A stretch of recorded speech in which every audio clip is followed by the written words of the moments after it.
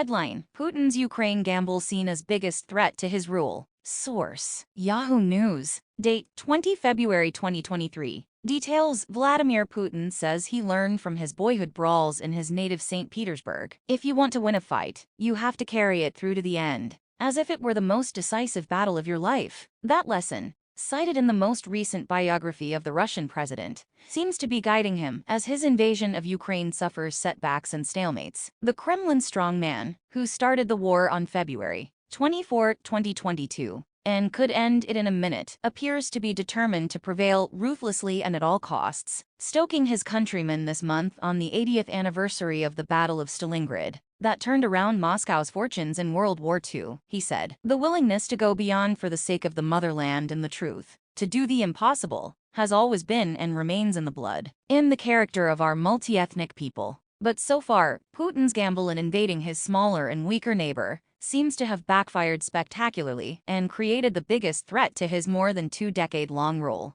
History and modern roadblocks. He began the special military operation in the name of Ukraine's demilitarization and denazification, seeking to protect ethnic Russians, prevent Kyiv's NATO membership, and to keep it in Russia's sphere of influence. While he claims Ukraine and the West provoked the invasion, they say just the opposite, that it was an illegal and brazen act of aggression against a country with a democratically elected government and a Jewish president, whose relatives were killed in the Holocaust. Putin laid the foundation for the invasion with a 5,000-word essay in 2021, in which he questioned Ukraine's legitimacy as a nation. That was only the latest chapter in a long obsession with the country, and a determination to correct what he believes was a historical mistake of letting it slip from Moscow's orbit. He reached back 3 centuries, to Peter the Great, to support his quest to reconquer rightful Russian territory. But rectifying history soon hit modern roadblocks. Literally everything that he set out to do has gone disastrously wrong, said British journalist Philip Short,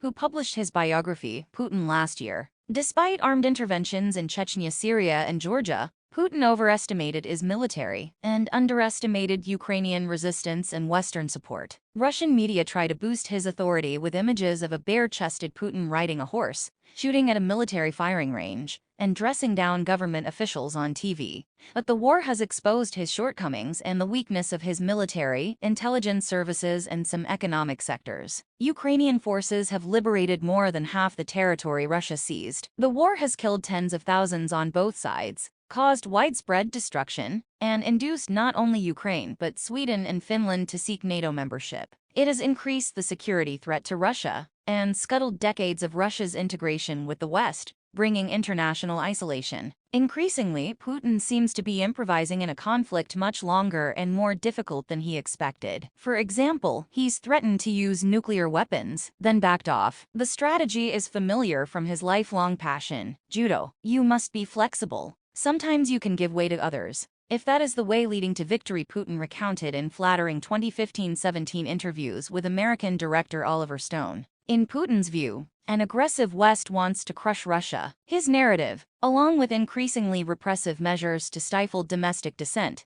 has galvanized patriotic support among many of his countrymen. But it runs up against an inefficient, top-down power structure inherited from the Soviet Union, against the interconnected world's porous borders, and against the sacrifices Russians are suffering firsthand. An erratic but determined leader. In interviews with the Associated Press, Short, other analysts, and a former Kremlin insider, described the 70-year-old Putin as an erratic, weakened leader, rigid and outdated in his thinking, who overreached and is in denial about the difficulties. They say he seems concerned about waning, though still strong, domestic public opinion, albeit from unreliable polls. Mostly isolated due to COVID-19 concerns and his personal security, Putin speaks with a small set of advisors, but they appear reluctant to provide honest assessments. Observers see a long, grinding war that Putin is determined to win, with his way out hard to predict. It's not Putin that rules Russia. It's circumstances which rule Putin, said Tatiana Stanovaya, senior fellow of the Carnegie Endowment for International Peace. Short believes the Kremlin leader has painted himself into a corner. He will be looking for ways to push ahead, but I don't think he's found them. Giving up is unlikely, Short said, recalling that his character was always to double down and fight harder. Fiona Hill, who served in the past 3 U.S. administrations and is a senior fellow at the Brookings Institution, believes Putin wanted to win quickly in Ukraine, install a new president in Kyiv, and force it to join Belarus in a Slavic union with Russia. A successor would run Russia, she said, with Putin elevating himself to lead the larger alliance. But now, according to Stanovaya, it feels like there is not any hopes that the conflict can be solved any other way than militarily. And this is scary. What's ahead? Analysts see several scenarios for Putin, depending on battlefield developments. The scenarios, not mutually exclusive, range from what could be his biggest nightmare, a coup or uprisings like those he saw as a KGB agent in East Germany in 1989, in the USSR in 1991 or Ukraine in 2004 and 2014, to winning re-election next year. That would extend what is already the longest rule of any Kremlin leader since Joseph Stalin. Dmitry Oreshkin, a political analyst and professor at Free University in Riga, Latvia, said Putin could revise his goals in Ukraine, declaring he achieved them by establishing a land corridor from Russia to Crimea and taking over the Donetsk and Luhansk regions in the east. Then he could announce, "We punished them. We showed them who is the boss in the house. We have defeated all NATO countries," Oreshkin added. But Kyiv has shown no willingness to cede territory, and for Putin to sell this as a victory, Oreshkin believes he needs to convince himself that he defeated Ukraine. And he understands better than anyone that, in fact, he lost. As military setbacks mount, Russians are withdrawing morally and psychologically, and thinking, "Yes, we see that something is wrong in the war, but we do not want to know," according to Oreshkin. Such tuning out, along with economic hardships, could blow back on Putin.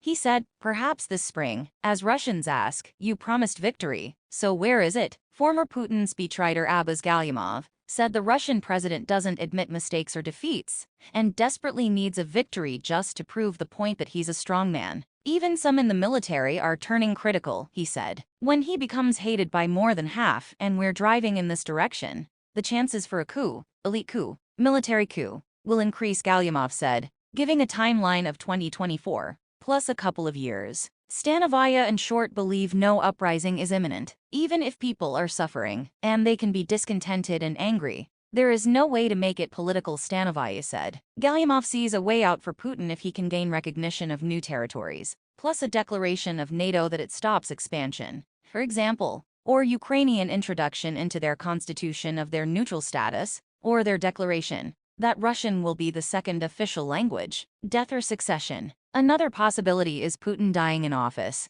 but CIA Director William Burns is skeptical. There are lots of rumors about President Putin's health, and as far as we can tell, he's entirely too healthy, Burns, a former U.S. ambassador to Moscow, told the Aspen Security Forum in Colorado in July. Short said Putin has established such tight security controls and rival power centers that he's more likely to suffer a totally unanticipated heart attack than to be overthrown by the people around him. He and Hill believe Putin will eventually look for a successor. Galyamov lists technocrats such as Moscow Mayor Sergei Sobyanin and Prime Minister Mikhail Mishustin as possibilities. Hill said Dmitry Medvedev, whom Putin tapped as president from 2008 to 12, seems to be auditioning for that role again. For the moment, Putin remains very much in charge. In his authorized 2000 biography, he noted, "There are always a lot of mistakes made in war. You have to take a pragmatic attitude, and you have to keep thinking of victory." When a reporter asked him in December if his special military operation in Ukraine has been taking too long,